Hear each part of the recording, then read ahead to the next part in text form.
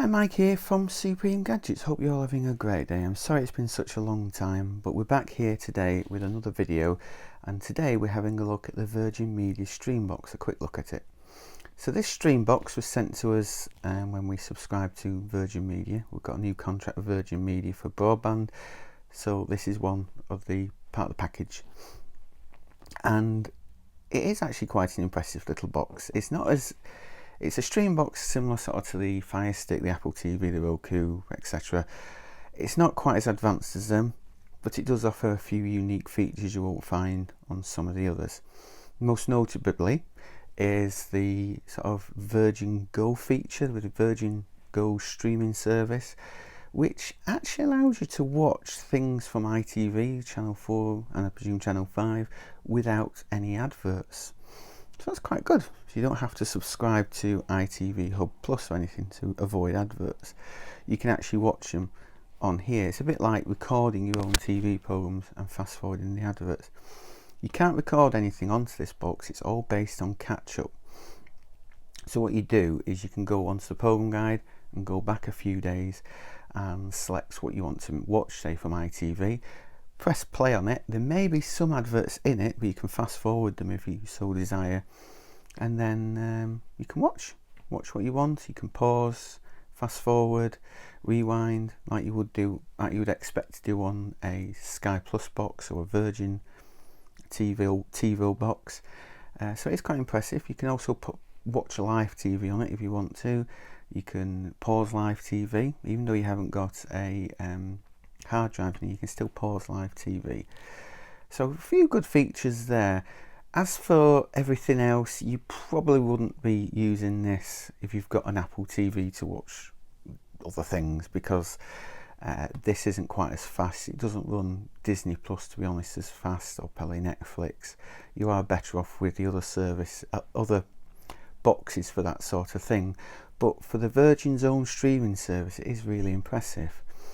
And it's very useful to have that feature that you can go back and look for things without having to watch adverts if you miss them, really, because sometimes adverts can ruin a program really if you're inundated with them. So a quick look around the box itself. You've got a power switch on the front, nothing on each of the sides, and on the back you've got the HDMI port, USB, mini USB, micro USB for power input, and also for the Ethernet, which I'll show you shortly. Got this funny little tag thing which you can use to hold it, I suppose, if you want. Then you've got on the back you've got your serial number information, and then these little Velcro patches. I suppose you can attach them to the back of a television or something with Velcro patch. And you've also got this fabric sort of top.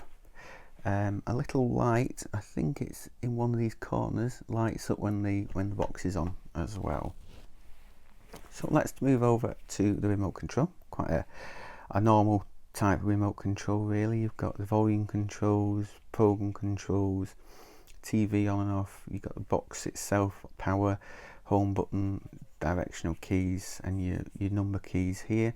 You've also got a record button, but in actual fact you don't record anything onto this box. It's all based upon the catch-up services that you can get through either Virgin's own Virgin Go or through the likes of ITV Hub and BBC iPlayer and things like that.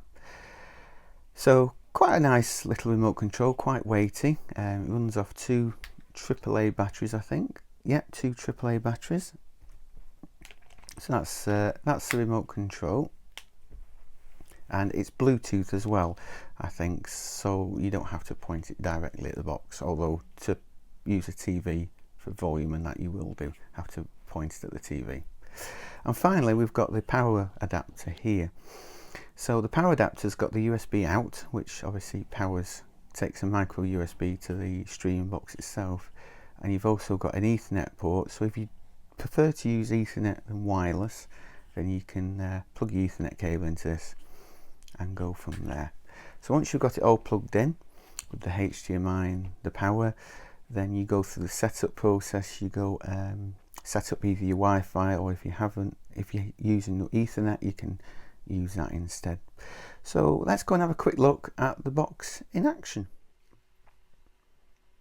Right, we're on the home screen of the Virgin Streambox, and at the top we've got a few different options. For the start we have a search option, which you can see there brings up an on-screen keyboard, and you can type in a search, or you can use voice on the remote control itself that can search through voice, a bit like you can with the Fire Stick or Apple TV.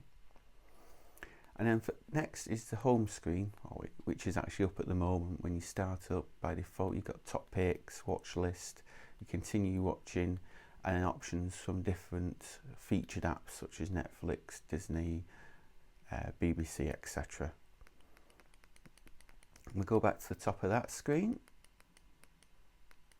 and then next on the list is the apps themselves. Now all these appear to be installed as default, so you can't actually uninstall and install different apps.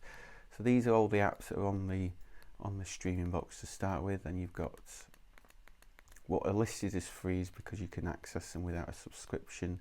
And you've got music and audio, games, which they don't play brilliantly, I don't think. They're just very basic games, nothing exciting really. And you've got some news, and you've got some featured apps, and view all of them in total.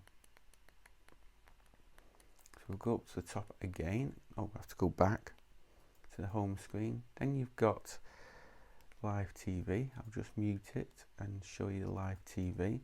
So that brings up your listings for your live TV, and you can also go backwards and find something to watch in the past that's already been on. And if it's got like a little play icon beside of it, I believe that means you can play it on the Virgin streaming service. Then you've got catch up, which just brings up top picks for catch up, BBC iPlayer, ITV Hub, etc. And then you've got box sets and movies. I believe these are things you probably have to pay extra for, so nothing free on here. Yeah, you can see there's some cost money there. Obviously the films and that are paid for extras. And then finally you've got the settings, which you've got sort of info on the system, and HDMI settings, audio settings, parental control, and your profiles. So usual sort of things there to set up. And then finally you do have a profiles button on the side of your remote, which you can change the profiles, so you can have different profiles set up for different people.